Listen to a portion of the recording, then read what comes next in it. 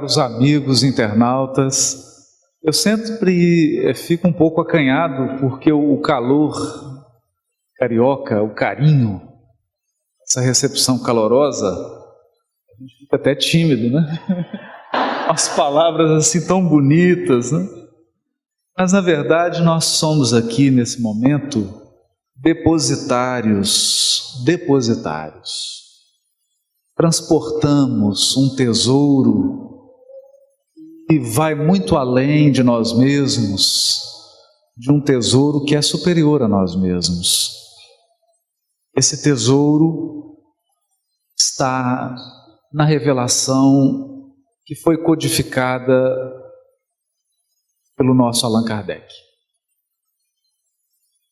Tanto nós nos sentimos aqui muito honrados pelo convite da CERJ, participar desse congresso, por rever a família espírita carioca do Rio de Janeiro e de demais localidades. E gostaríamos de convidar a todos, não viemos aqui, na verdade, para fazer uma palestra, mas para fazer uma reflexão sobre a estrutura dessa obra. E antes de adentrar na obra, nós vamos precisar retomar alguns princípios que são muito importantes. Um deles foi um princípio do pensamento recuperado pela doutrina espírita, que é o da evolução espiritual. Tudo na criação infinita de Deus é perfectível. Isso significa inexoravelmente todos os seres e coisas da criação caminham para o aperfeiçoamento. Tudo está sujeito a uma lei de transformação, de aprimoramento, de purificação, de renovação, visando o máximo, o melhor.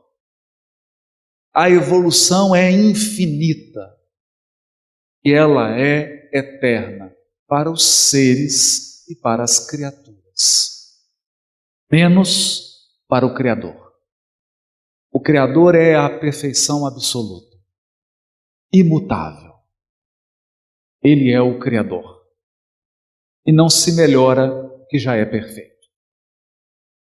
Com exceção do Criador, na sua onipotência, naquilo que nós sequer somos capazes de compreender, tudo mais está sujeito ao aperfeiçoamento.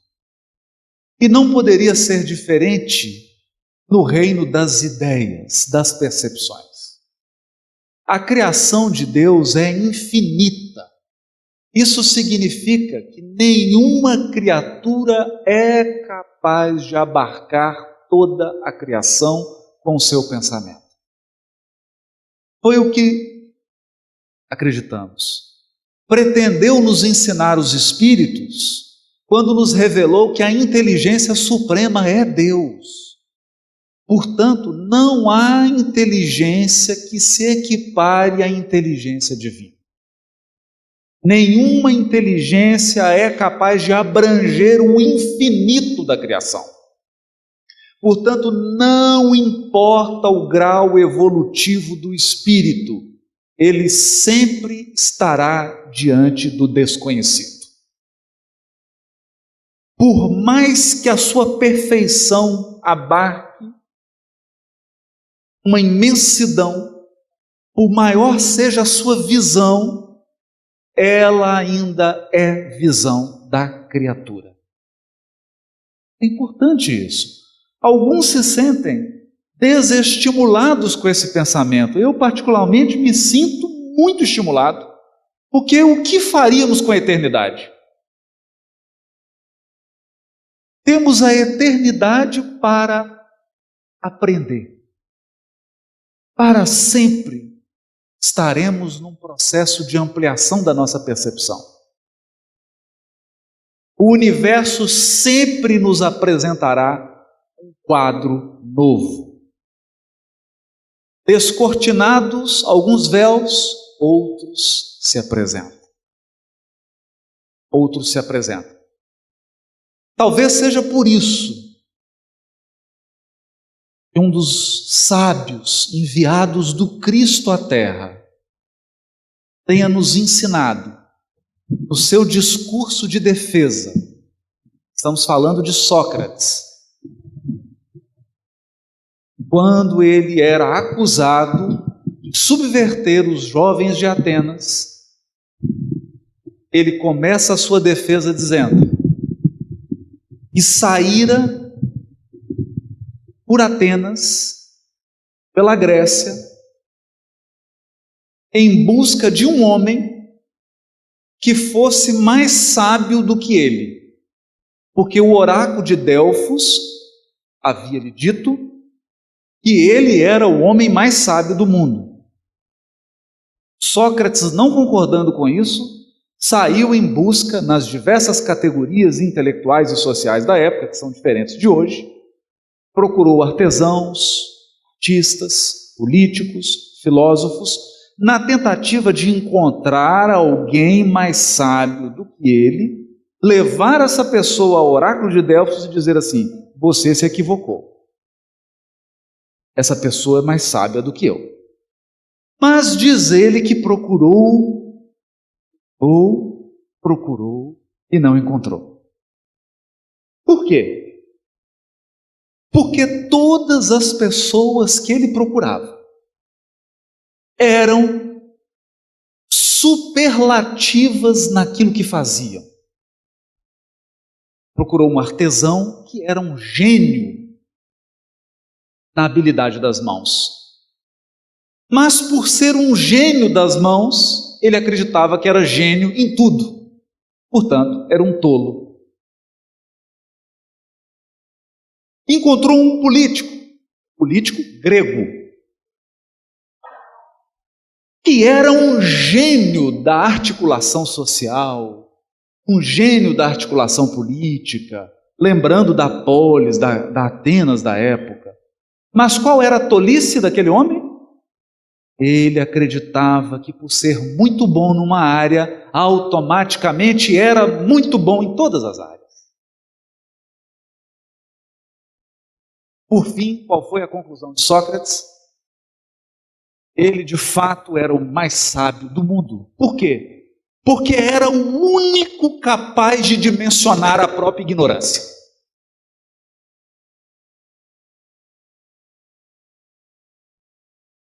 Era o único capaz de observar os próprios limites, as limitações do seu conhecimento e da sua perfeição, das suas habilidades. Esse é o ponto.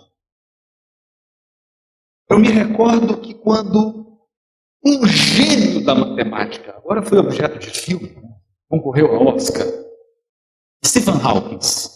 Quando Stephen Hawking lançou o seu primeiro livro sobre buraco negro, no prefácio do livro ele escreve humildemente: esse é um livro que tenta entender a mente de Deus.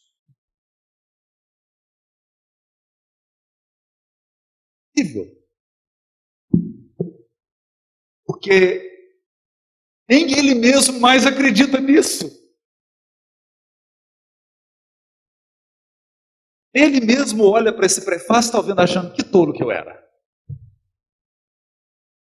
E as teorias foram se sucedendo, e o conhecimento que ele tem hoje do universo é muito, muito, muito mais complexo do que ele tinha quando escreveu a obra. O nosso codificador não incorreu nesse erro. Não incorreu. Também não renunciou ao esforço do conhecimento. Encarou o desafio, e um grandioso desafio. Porque quando falamos de revelação espiritual, nós estamos nos referindo, e esse é o ponto. Falei até agora para chegar nesse ponto. A Terra também vive um processo de aprimoramento e de evolução do pensamento religioso. Se nós não colocarmos a obra Céu e Inferno no eixo da evolução do pensamento religioso do mundo, talvez nós não sejamos justos com a obra. talvez nos escape a contribuição extraordinária que essa obra traz para a evolução do pensamento religioso. O pensamento religioso também evoluiu. No passado, nós nos escondíamos em cavernas e temíamos os fenômenos naturais. Portanto, todos os fenômenos naturais eram adorados quais se fossem deuses. O trovão, o mar, os rios, o vento, o terremoto, etc, etc, etc. Com a evolução da sociedade, com a evolução do pensamento humano, sofisticou a percepção dos seres. E eles começam a adorar deuses mais sutis.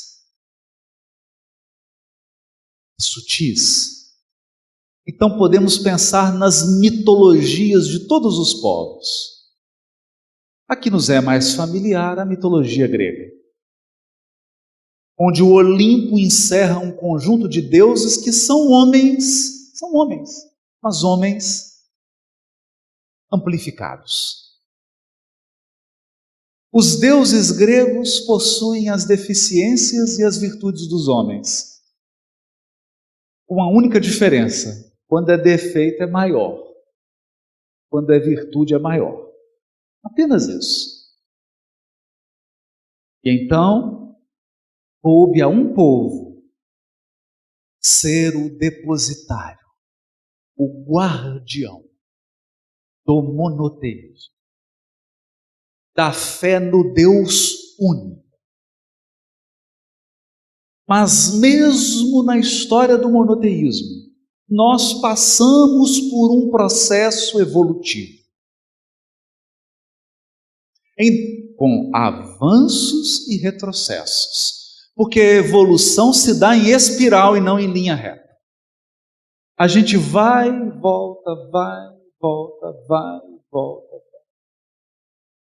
e avança, passos de formiga, sem vontade,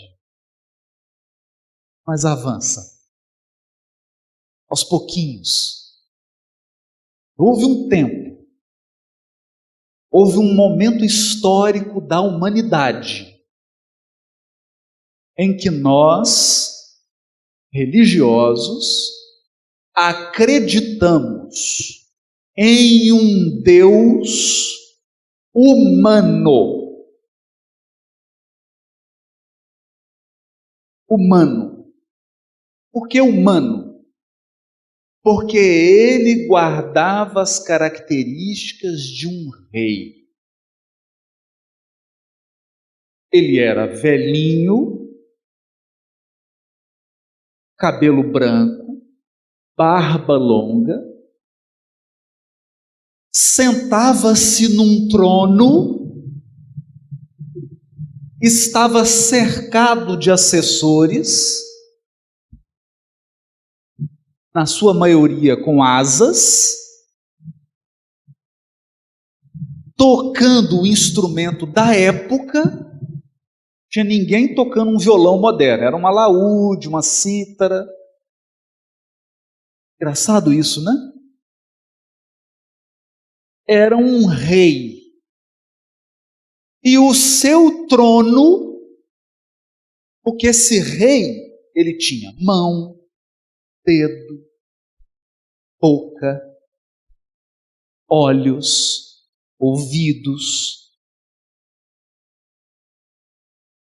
E do seu trono, ele governava todo o universo, que era a Terra. Tem muita gente agora que está tendo um déjà vu.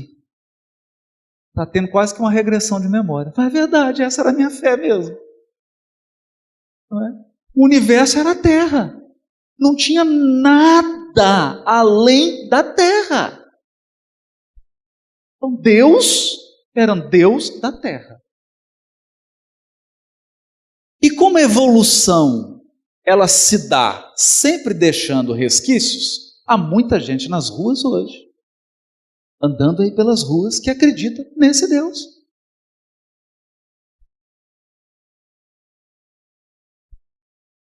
E, pasmem,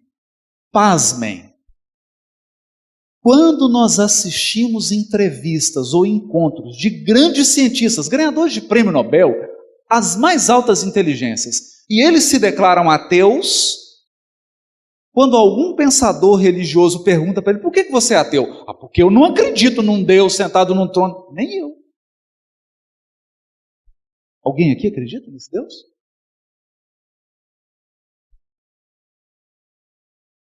Então a criatura combate ou é contrária a uma ideia de Deus que já está ultrapassada. Ele não fez o download da nova versão.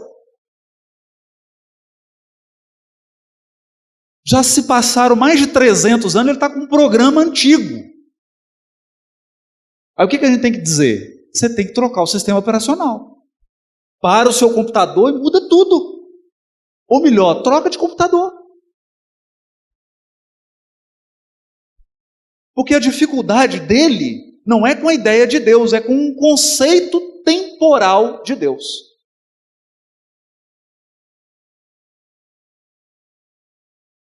E mais, a falta de percepção de que o pensamento religioso da Terra também sofre um processo de continuidade de evolução. O que significa isso? Que alcançadas as luzes da ciência e da filosofia no século XIX, um missionário foi convocado pelo Cristo para provocar um impacto na evolução do pensamento religioso do mundo. Mas aqui, justiça seja feita. Quando falamos de evolução do pensamento, em qualquer área, ninguém vem sozinho. É sempre uma pleiade. E uma pleiade multidisciplinar. Então imaginem que ao lado, amigo de Allan Kardec, nós tínhamos um Camille Flammarion.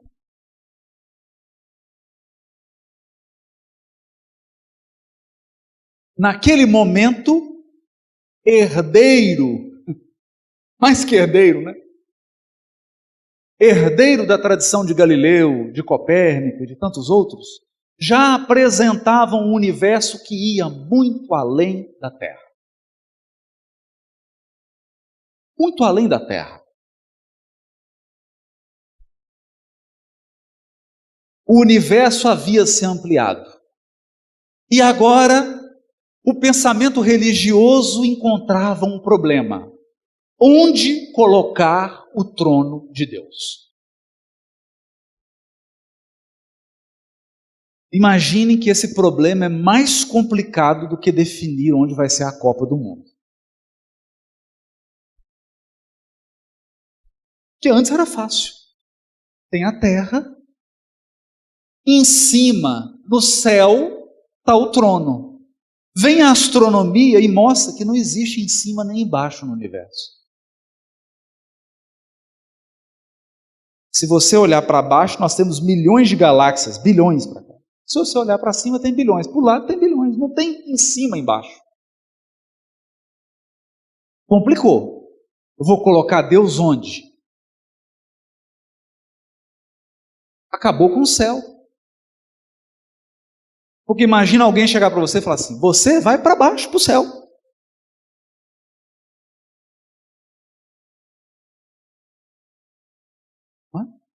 Para a galáxia que está embaixo aqui, ó. O céu está para cá, para a esquerda. Como não havia GPS, começou a ficar difícil de localizar o céu. Mas outros problemas começaram a se apresentar. Um Deus sentado no trono com a forma humana não seria capaz de governar o universo. Esse é o ponto. Porque agora o olhar humano contava com a ajuda dos telescópios. Portanto, a visão humana divisava um espaço gigantesco. Se Deus realmente possuísse 2 olhos, olha, seria a ingovernabilidade. Impossível. Esse conceito de um Deus corporal não mais satisfazia. Não mais satisfazia. Mas nós tínhamos um outro problema também grave. Não dava para falar que Deus era a soma de tudo que existe.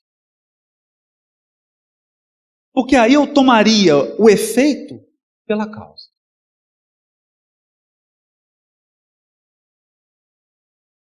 O efeito pela causa. Era preciso uma causa primária. Um Criador que estivesse na criação, mas também que transcendesse a criação. Porque, afinal de contas, se Ele é Criador, a criação está aquém dele. E agora? E nós já tínhamos uma criação infinita. Sistemas solares, constelações, galáxias. Deus cresceu muito. Cresceu tanto que já não cabia na cabecinha das pessoas, principalmente dos religiosos. Nós mesmos. Também não era possível definir Deus como uma força impessoal. Porque Jesus havia colocado uma pedra poderosa nessa questão. Ele se referia ao Criador como Pai. Pai. Ele não chamava Deus de engenheiro, arquiteto, juiz, não. Chamava Deus de Pai. Portanto, introduzia um elemento extremamente complexo no pensamento religioso da Terra.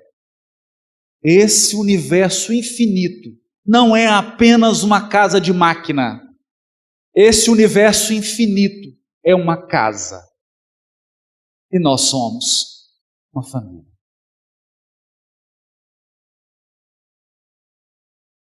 Se nós somos uma família, temos um Deus que é o pai da família. E esse pai de família está envolvido afetivamente com seus filhos.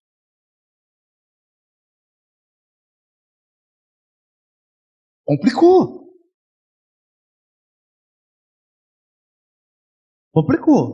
Como que junta isso? Surge então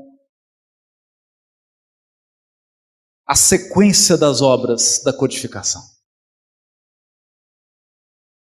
E aqui em especial, que nos chama a atenção nessa tarde, a obra Céu e o Inferno.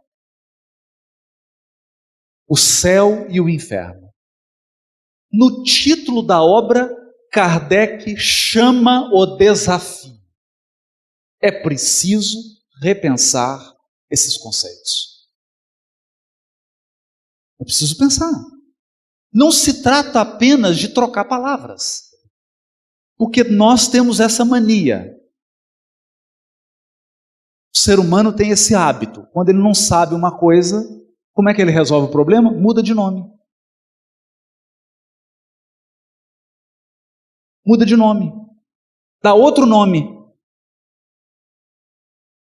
Não adiantava. Não adianta você trocar de nome. Ah, não, não é céu, é mundo espiritual. E o que é mundo espiritual? Não, não é inferno, tem outro nome. Não se trata de mudar nome. É preciso ampliar a ideia. É preciso aprimorar o pensamento. Então, como Kardec estrutura a obra? Eu peço ajuda aos companheiros que são da área das ciências sociais, porque o método utilizado aqui foi das ciências sociais. O que Kardec fez? Fez uma pesquisa de campo. Uma pesquisa de campo. O que você faz se quiser identificar quais são os moradores e quais são as necessidades da lagoa? Você sai aqui e entrevista os moradores. Qual é o seu grau de escolaridade? Qual que é a renda? Quais são as dificuldades? E vai começando a fazer um questionário. O que Kardec fez? Entrevistou morto.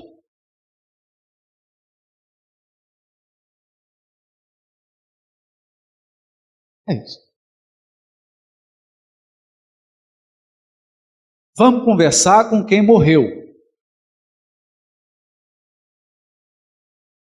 E o caso é incrível, porque nós tínhamos um companheiro da Sociedade Espírita Parisiense, Sanson, homem sério, que acompanhou isso, Kardec entrevistando o morto. Aí, quem é você? Ah, eu sou o Joseph. Joseph, está tudo bem aí? Não. Aí ele, espírito inferior. Claro, você não está bem. Morreu, não está bem, está na escala do espírito. Não é? Então a pessoa, como é que está aí? Está tudo bem? Está ótimo aqui, está uma maravilha. Ele falou para o espírito superior. Muda o questionário, né? As perguntas são outras. E é assim que ele faz. Espíritos superiores, espíritos inferiores, espíritos medianos, suicidas. Divide.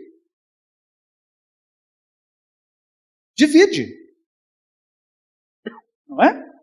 Porque você vai perguntar altas questões de física para um jogador de futebol? Não vai dar certo. Então você tem que direcionar a pergunta para quem tem habilitação para responder aquela pergunta. Só que o Sanson fica muito doente. Muito doente. Entra já num processo de declínio para a desencarnação. E ele pede a Kardec: eu quero te fazer um pedido. Um pedido pessoal. No meu velório, eu quero ser evocado. Nossa, que pedido difícil. Por que é difícil? Porque a Kardec havia pesquisado o passamento. O passamento é aquela hora que geralmente você não está esperando, geralmente você tem um compromisso e recebe um WhatsApp da morte.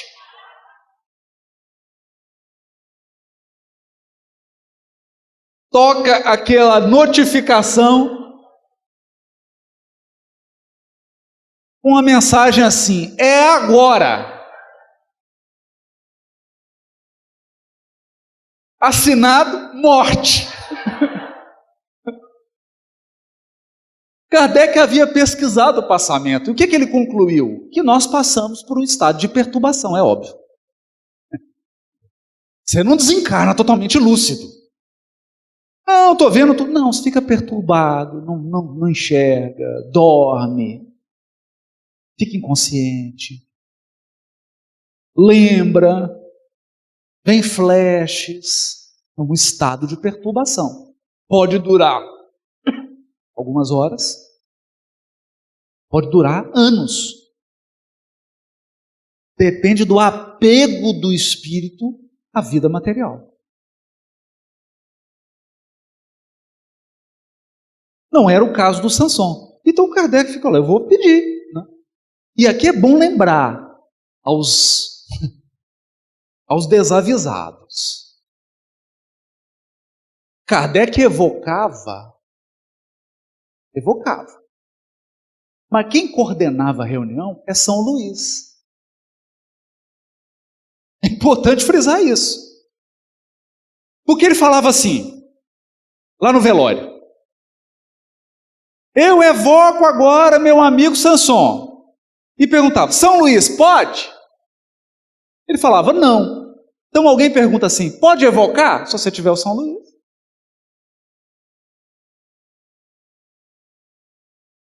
Se tiver um espírito da envergadura de São Luís, dirigindo sua mediúnica, pode. Pode. Agora, o que tem de São Luís falso, cuidado. Cuidado. Que o Kardec sempre submetia. Sempre submetia. E um certo dia, São Luís deu... Eu não queria dizer isso não. Mas tem pegadinha também dos benfeitores espirituais. Kardec evocou uma pintacilga, um passarinho, fêmea. Porque o ninho da pintacilga tinha caído no chão e ele queria saber se o gato comeu. Gente, isso está no Livro dos Médiuns. E ele invocou a pintacilga. E acreditem, o médium deu passividade. E a pintacilga respondeu.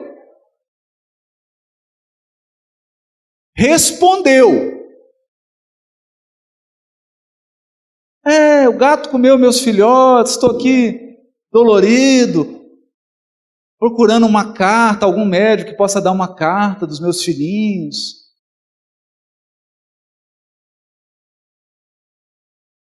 Muito espírita teria até fundado o caso espírita com o nome da pintacilga. Mas Kardec, que era muito prudente, viu toda aquela história, fez pergunta. Hora que acabou o interrogatório, ele... São Luís. São Luís. Que negócio é esse? Eles estão de brincadeira. E aí São Luís começa a dar a aula. Ele diz assim: evocai as pedras e elas responderão. Ou seja, toma cuidado. Evocação é dinamite. Se não souber usar, explode inclusive você. Ok. Mas ele tinha São Luís e ele era um codificador. Quer dizer, Kardec não saía de casa falando assim: Amélie, vamos tomar um sorvete? E depois vamos evocar? Não, ele estava na obra da codificação, da revelação espírita. Ele estava amparado. Então ele vai ao velório e fala: agora eu preciso, São Luís, preciso cumprir a promessa que fiz ao meu amigo de grupo espírita, da sociedade. E evocou Samson. E ele foi levado e respondeu as perguntas. E o Kardec: como é que você está? Ele falou: estou meio tremendo. Estou meio tremendo ainda, porque tem 8 horas só que eu estou meio perturbado, as coisas ainda estão... Começa a responder, depois ele evoca de novo, e ele fez isso com vários espíritos. E a partir, olha aqui, isso é muito lindo, né? A partir de uma comparação de dezenas, centenas de mensagens, Kardec começou a montar o quebra-cabeça. Então não adianta você ouvir um morto só. Tem que fazer quase que um doutorado em cemitério. Tem que ouvir aí uns 3 mortos por dia durante uns 3 anos. Para você ter um quadro. Porque o mundo espiritual é uma sociedade, você tem de tudo. Tem de tudo. Tem gente que não sabe nada, morre, continua não sabendo nada. O problema é que tem gente que não sabe nada, acha que sabe tudo, morre, continua não sabendo nada, só que agora acha que sabe mais ainda. Porque está morto. Então Kardec faz essa comparação a partir desse material. Frise-se, a partir desse material, ele compõe a parte geral da obra. Isso é que é extraordinário. Porque nós temos poetas fantásticos. Como diz o nosso poeta aqui, Chico Buarque, saiba que os poetas, como cegos, podem ver na escuridão. Às vezes os poetas produzem alguns versos que eles devassam o indevassável. Acontece. Como que vem um flash. Nós temos filósofos que elaboram sistemas filosóficos, sistemas de pensamento, mas todos eles são limitados. Limitados à língua do autor, à cultura do autor. Então, se o sujeito é alemão, o mundo espiritual para ele é a Alemanha. Entendem? Porque você imagina, um alemão faz um sistema filosófico do mundo espiritual. Aí ele é trazido a uma região próxima da crosta. E vai fazer uma refeição, serve uma feijoada. Ele olha e fala, o que é isso? Eu não sei nem o que é. Então, os sistemas filosóficos são limitados à língua, à cultura, à formação do pensador. Portanto, limitado. É por isso que Kardec não subiu para um escritóriozinho, que ele poderia ter subido para um escritório, fechado a porta, sentado numa escrivaninha e imaginado uma teoria espírita, mas não foi isso. Ele não fez isso. Ele observou. Ele fez perguntas. Como é que está aí? Ele pergunta coisas para o Samson incríveis. Você tem mão? Você tem partes do corpo? O Samson fala, tem, estou aqui sentindo minha mão, meu dedo. Se eu quiser, eu posso te dar um aperto de mão. Mas é o seguinte, hein? Tem uma turma aqui que não precisa disso, não. Não precisa de corpo, não.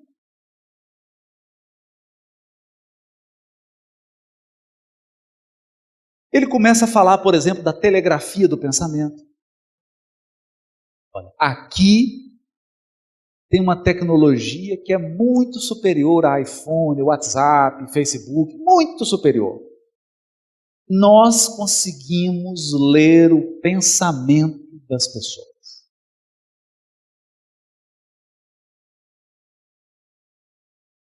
Que é uma situação que nós espíritas temos que nos preparar. Porque imagine você desencarnando, chega numa sala enorme, aparece um telão e todas as suas conversas do WhatsApp são expostas.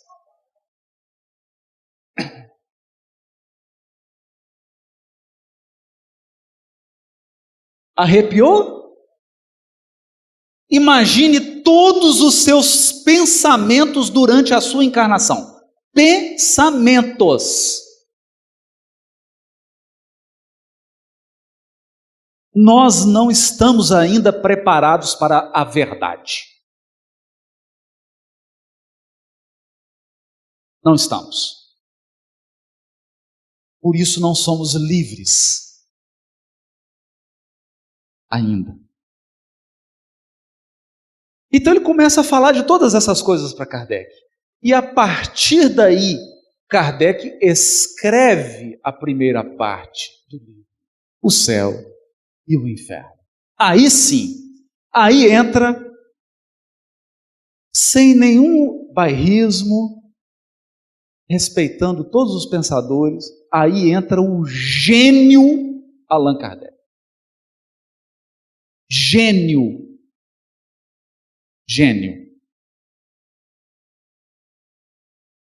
Que realmente ele tem um raciocínio desconcertante. Kardec caminha e tira conclusões e vai juntando coisas, você fala assim, mas não é possível, como é que ele pensou isso? da observação. Da observação. E nós reunimos aqui alguns pontos que gostaríamos de frisar com relação ao céu e o inferno. Alguns desses caminhos percorridos por ele. Escolhemos aqui, evidentemente, algo inusitado. Eu me lembro aqui do poeta Robert Frost. Robert Frost escreveu: um dia, em algum lugar, depois de uma eternidade, eu relembraria tudo isto com um suspiro. Dois caminhos divergiam numa floresta de outono. E eu escolhi o menos percorrido. E isto fez toda a diferença. O menos percorrido. Nós escolhemos aqui alguns trechos menos percorridos. São mais arriscados, mais surpreendentes. Um deles está no capítulo O Céu. Item 2. Eu vou ler com atenção, pausadamente, ler um parágrafo e comentar. Só faltou o café e o pão de queijo. Porque aí esse negócio ia longe. Assim que é bom.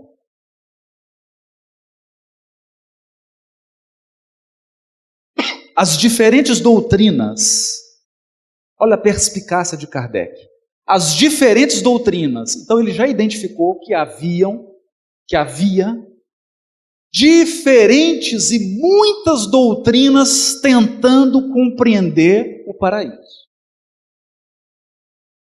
Várias, não uma, várias. Relativamente ao paraíso, repousam, todas elas repousam. Qual que é a base? No duplo erro.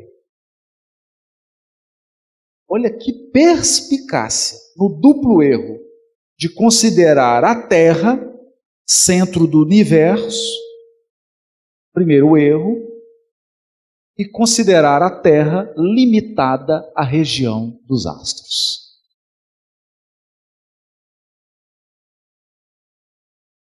Ele percebeu isso.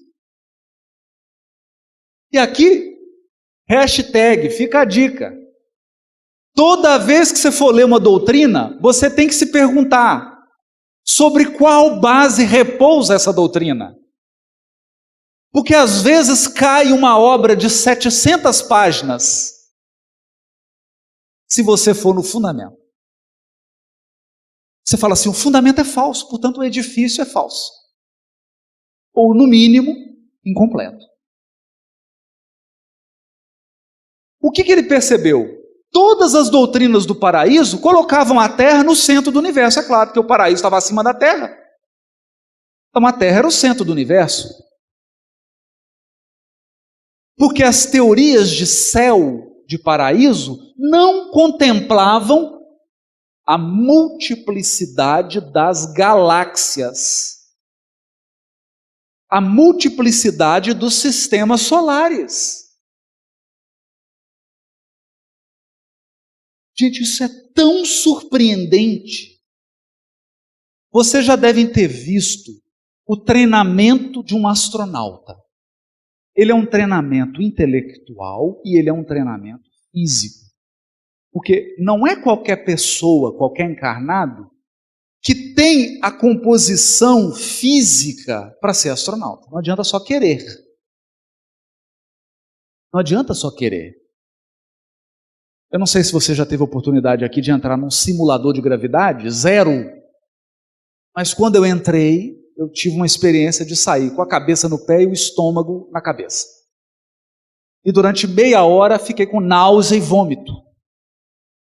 E o astronauta entra lá numa máquina daquela de simulação de antigravidade, ele fica bem, ele come, dança, bebe água e nem enjoa.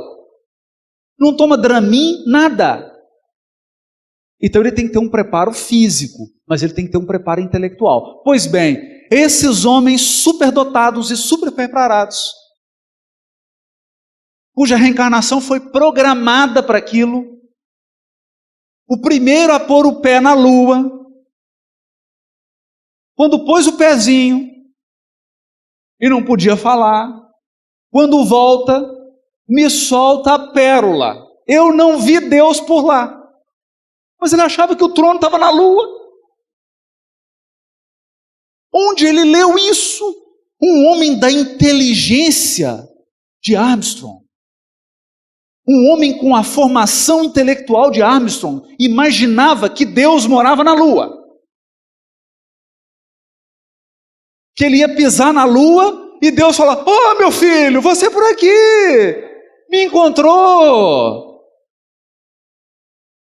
Venha tomar um café, não repara não que a xícara flutua. E podem acontecer alguns acidentes, mas não tenha preocupação, são todos sem gravidade." Não é?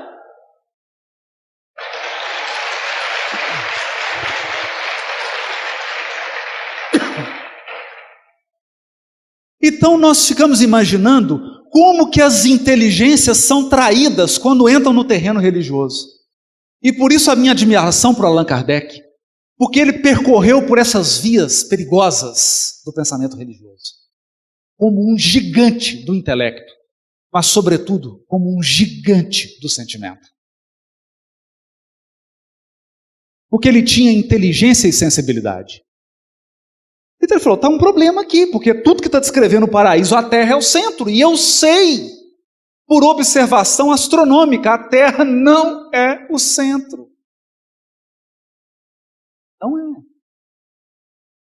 E ela também não está limitada à região dos astros. É além desse limite imaginário que todas essas doutrinas têm colocado a residência afortunada e a morada do Todo-Poderoso.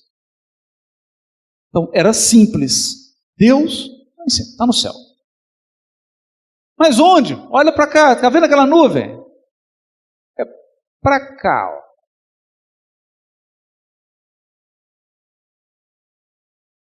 Singular anomalia que coloca o autor de todas as coisas, aquele que as governa a todas, nos confins da criação,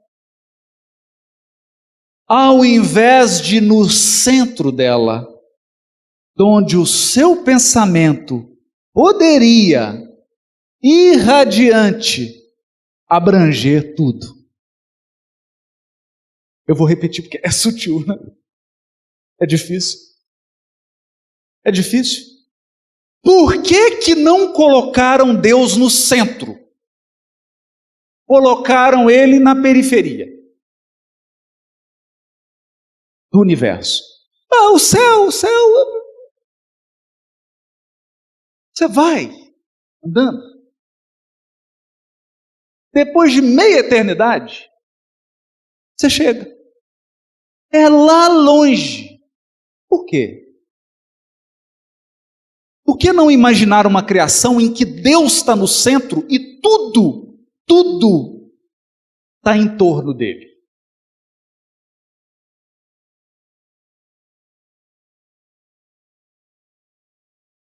Percebem como que o codificador mudou o paradigma? Não. Deus não está na banda, não, está no centro. Está no centro de tudo. A ciência, com a lógica inexorável da observação e dos fatos, levou o seu archote às profundezas do espaço. Aqui eu acho maravilhoso isso, porque a ciência tem uma tocha. É uma tocha, ilumina só um pedaço. Não ilumina tudo. Ilumina só um pedaço. Sempre fica um escuro. Sempre fica algo que não é explicado. Não é? Sempre fica. Levou às profundezas do espaço e mostrou a nulidade de todas essas teorias. A Terra não é mais o eixo do universo, porém um dos menores astros que rolam na imensidade. O próprio Sol mais não é do que o centro de um turbilhão planetário. Então, o Sol é um centro de um sistema. As estrelas são outros tantos e inumeráveis sóis. Portanto, as estrelas são outros centros, em torno dos quais circulam mundos sem conta, separados por distâncias apenas acessíveis ao pensamento. É verdade. Nós temos galáxias que estão distantes da Terra mais de 3 bilhões de anos. Se você viajar para lá, você sai daqui. Espírito imperfeito, chega lá espírito puro. Em torno das quais circula um mundo sem conta, separado por distâncias apenas acessíveis pelo pensamento, embora se nos afigurem tocarem-se. Você olha para o céu e fala, está tão pertinho. Só aquela estrela está tão pertinho, né? Está pertinho. De uma para outra, 1 milhão de anos-luz. Está pertinho. É o logo ali do mineiro, né? Logo ali.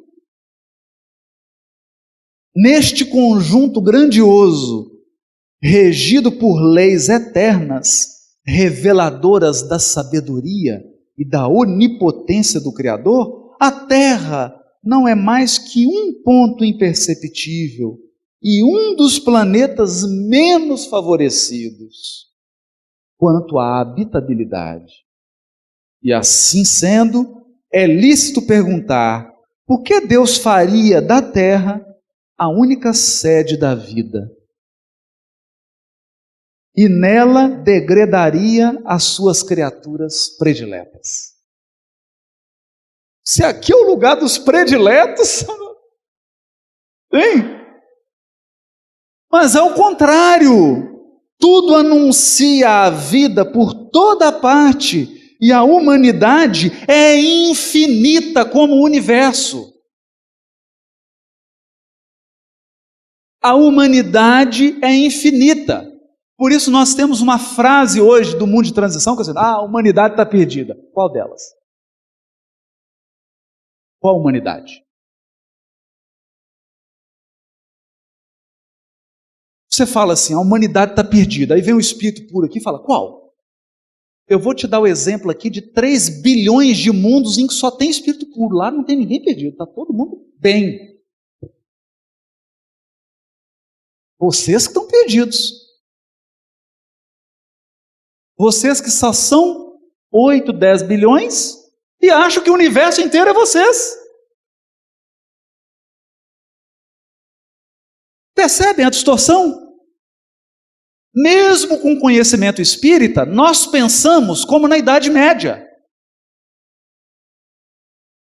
Então a gente se apavora com o mundo de transição, mas se Jesus quiser, se ele quiser, e chamar só gente do sistema solar, ele coloca agora, 5 espíritos puros ao lado de cada encarnado, chamando só amigos do sistema solar.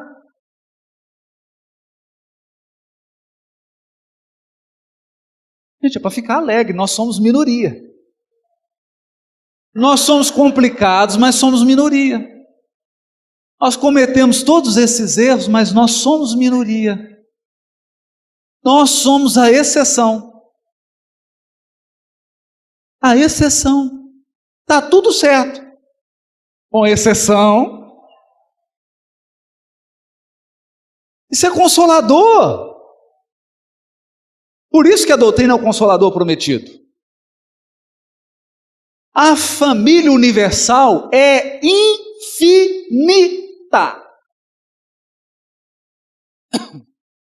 Outro dia eu estava fazendo culto, terça-feira, fazendo culto com o João Gabriel, meu filho. E ele falou assim: pai, não consigo entender esse negócio de infinito. Eu olhei para ele: filho, não consegue? Nem eu. E aí ele olhou com aquele desespero, porque imaginava que o pai, né? Eu vou mandar a bola para o meu pai, ele vai, né? E aí o pai falou também não, ele ficou apavorado, ficou pálido. Falei: bem-vindo à condição de criatura.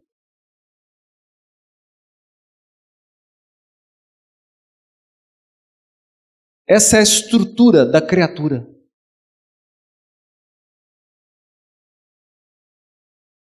Tudo é criatura. O infinito é da alçada de Deus. Alçada de Deus.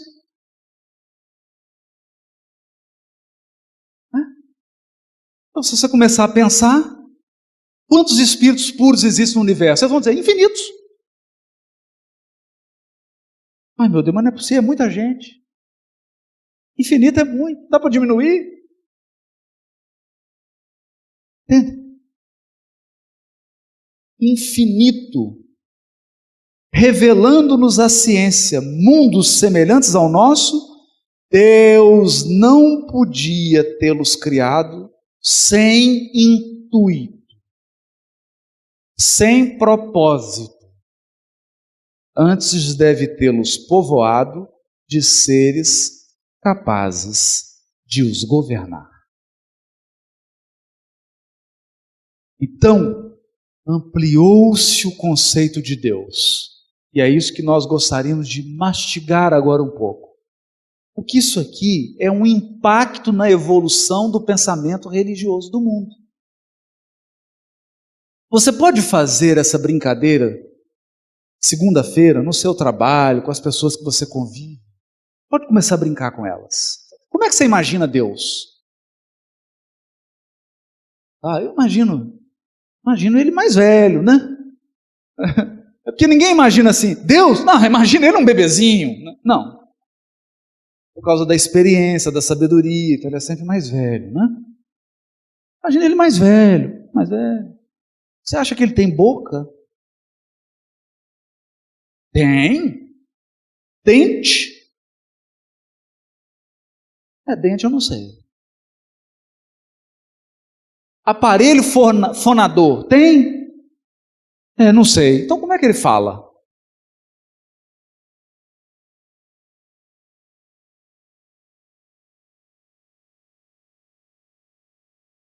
Percebe? Essa é a dificuldade. Eu pego esse copo e falo assim: vou convidar todos aqui. Gostaria de fazer um estudo aqui da lagoa. Vocês vão colocar toda ela aqui dentro.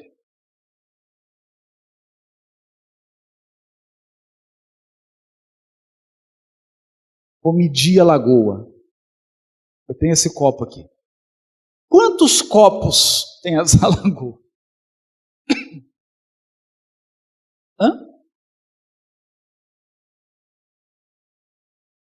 Então nós começamos a imaginar um Deus que tem uma língua, tem dente, tem garganta, tem corda vocal. Só que aí você tem uns problemas. Tamanho da boca de Deus, se ele escova dente. Tem problemas mais sérios. Se ele fala, que língua ele fala? Que sons ele emite? Percebem, gente? A nossa visão de Deus é humana. Não é divina. Por isso nós temos tanta dificuldade de relacionar com Ele.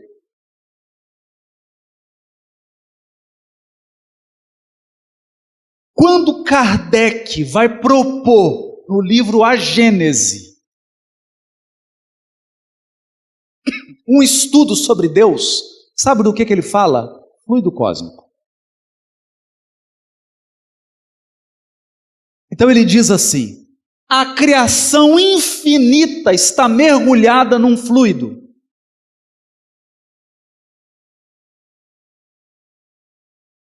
Infinita. E o pensamento de Deus perpassa esse fluido.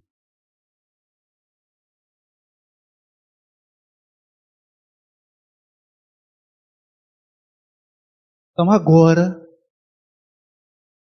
especialmente para esse congresso, eu vou percorrer esse fluido. Deus está aqui.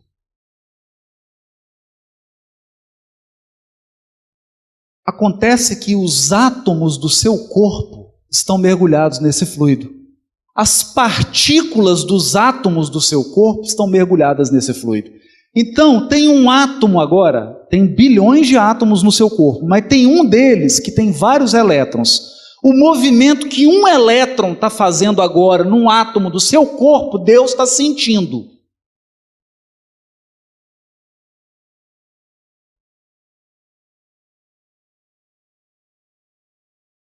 É isso que Kardec fala na Gênese.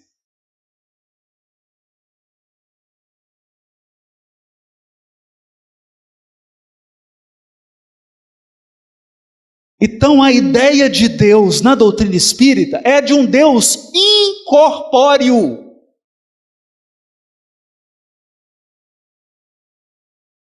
Não se assuste, ele está embaixo da sua cadeira, mas ele está do lado, está atrás, está em cima, está em tudo.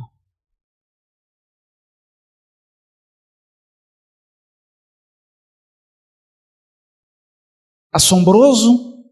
Sim. Assombroso. Assombroso. E o seu pensamento se irradia pela criação infinita. Sabe por quê? Deus não precisa de mãos. Ele pensa. Basta ele pensar. Basta ele pensar para acontecer.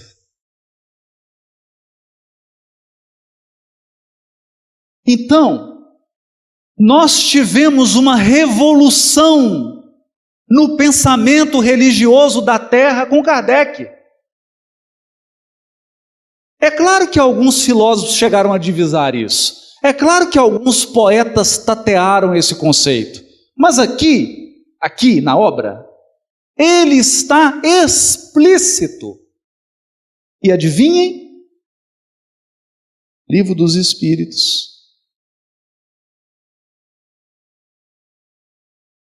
Questão 92. Essa é uma questão importante. Todo mundo agora se impressionou quando eu não tinha pensado nisso. Ai, meu Deus. Então, Deus está nessa água aqui? Está na água.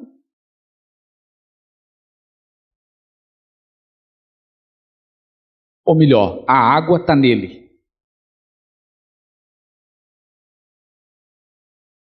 Em Deus nos movemos e existimos como peixes no oceano. Paulo de Tarso.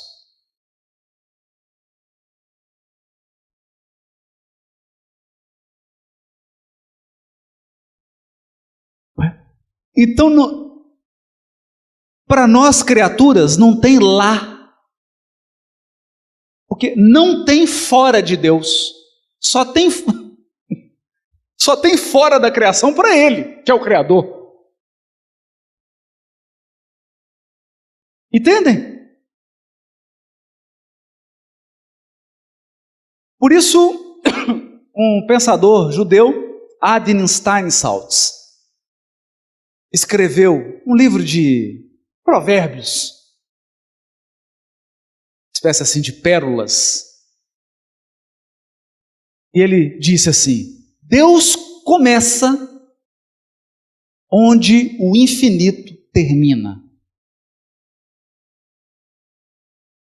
Esta é a transcendência de Deus. Porque, evidentemente, por ser Deus, ele é maior que o infinito. O infinito está nele. Ok? Aí todo mundo, eu sinto assim.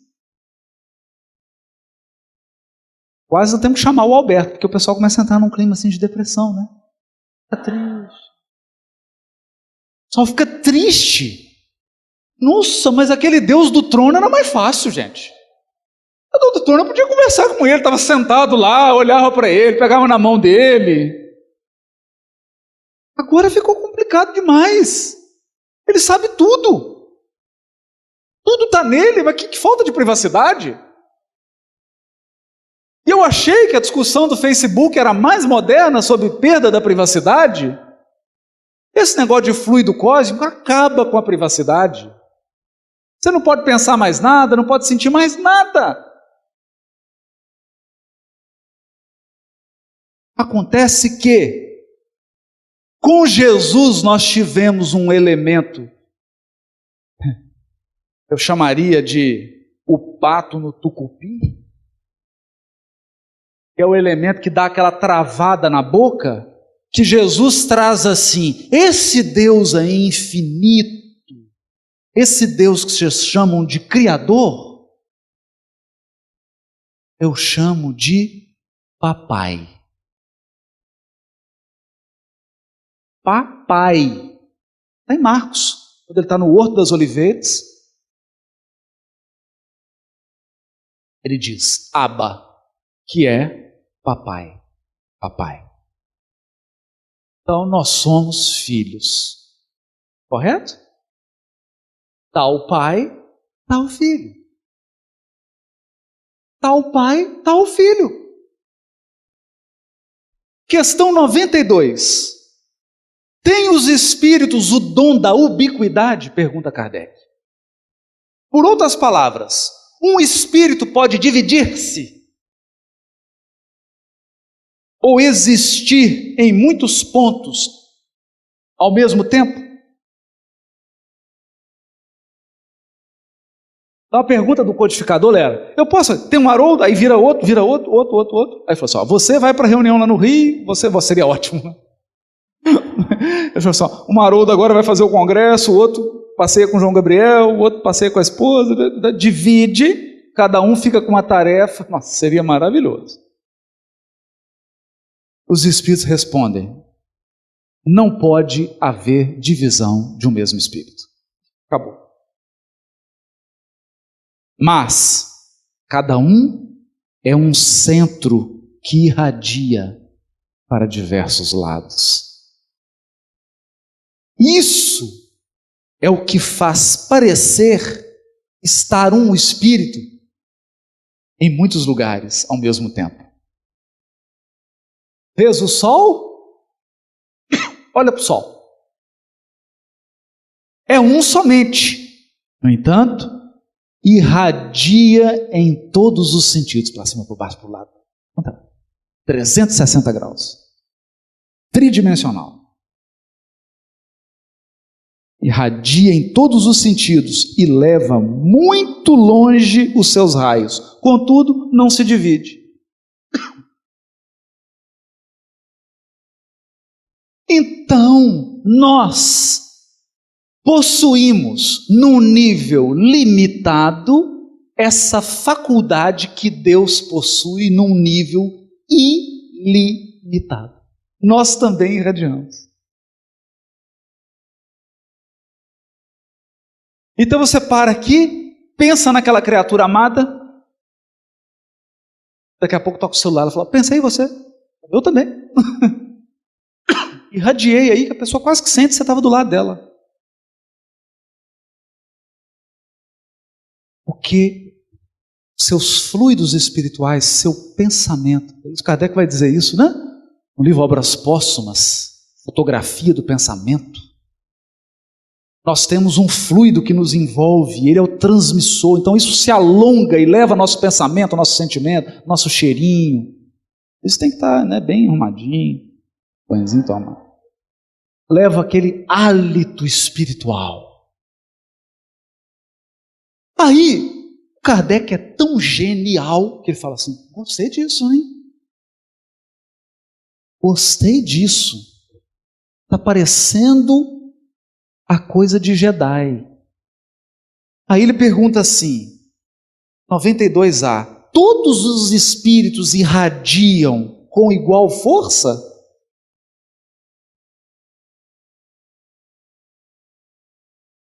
Longe disso. Graças a Deus. Essa força depende do grau de pureza de cada um. Quanto mais puro o espírito, quanto mais elevado, mais ele irradia. É uma limitação. Porque senão, nós complicaríamos ao infinito. Uma limitação. Bom, qual o quadro que nós temos agora? Nós temos um quadro complexo. O espírito tem forma? Está no livro dos Espíritos. Tem forma corpórea? Não. Mas eles têm uma forma determinada e fixa? Os Espíritos dizem, sim. Podeis figurar como se ele fosse uma chama. Não. Um centro irradiador. De cor, aí Kardec pergunta, tem cor? Tem cor. Depende do grau de evolução, mas varia do mais opaco daqui até a cor do rubi. É a cor do vinho, né? Do vinho. Por isso que eles colocam lá no Prolegômenos uma parreira e fala, eis aqui o símbolo do trabalho do Criador. O bago é o corpo, o licor é o espírito e tem que depurar o espírito até que ele se transforme no vinho. Uma chama que se irradia. E Deus, então, é um foco que se irradia ao infinito.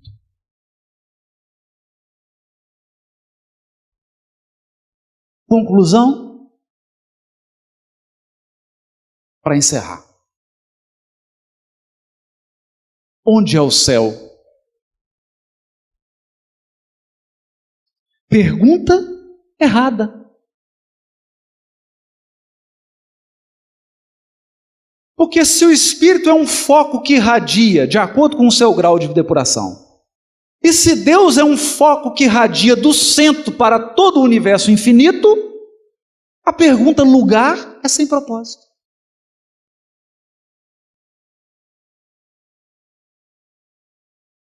Céu, inferno, passa a ser graus de irradiação.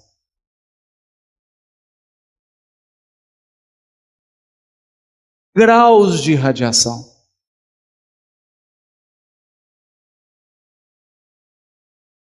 Então você está calmo, está tranquilo. Aí você chega perto de uma pessoa que está desesperada, apavorada, ansiosa. Aí você está conversando com ela, daqui 2 minutos você está ansioso também. Não estou ansioso. Entrou na irradiação.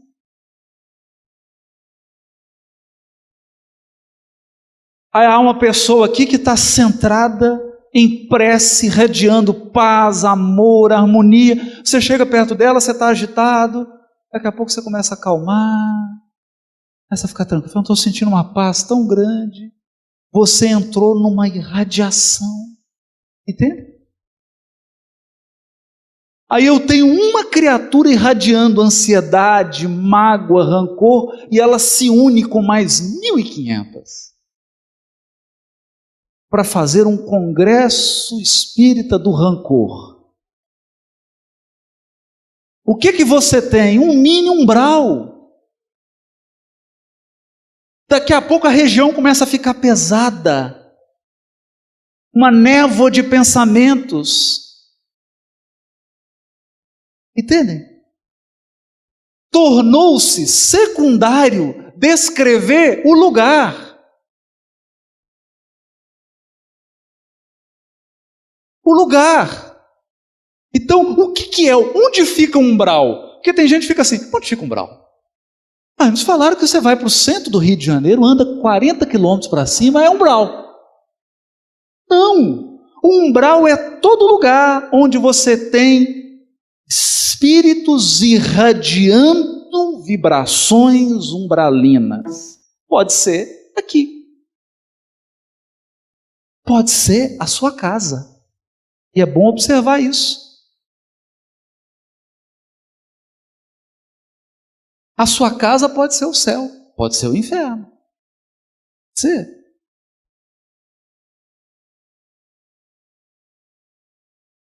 Então Kardec opta no seu quadro de entrevistas, na segunda parte do livro Céu e Inferno, ele evita ficar perguntando sobre detalhes de lugar. Onde você está? Tem cadeira de madeira? Entende? E ele faz perguntas que estão mais voltadas para o estado psíquico do entrevistado.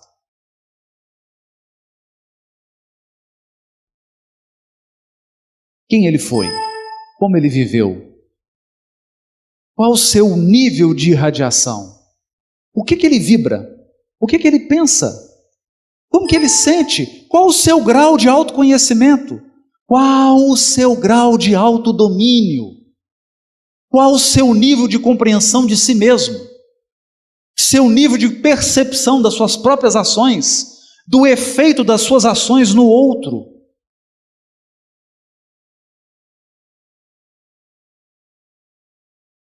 É mais consolador. É mais consolador. Porque isso significa que alteraram-se os quadros do pensamento religioso antigo. Agora, nós temos um novo conjunto de ideias, convidando-nos todos nós, a pensarmos. Eu sou um centro que irradia o quê? Céu ou inferno? Se for inferno, não se apavore. Você veio aqui para isso, para mudar isso. Nós viemos aqui para mudar isso. A nossa luta, o nosso esforço é para alterar a qualidade da nossa irradiação. Você pode chamar isso de transformação moral, reforma íntima, individuação, autoconhecimento. O nome não importa. O que importa é o processo. E ele é longo. É demorado. Exige esforço. Mas vale a pena. Muito obrigado. Boa tarde para todos.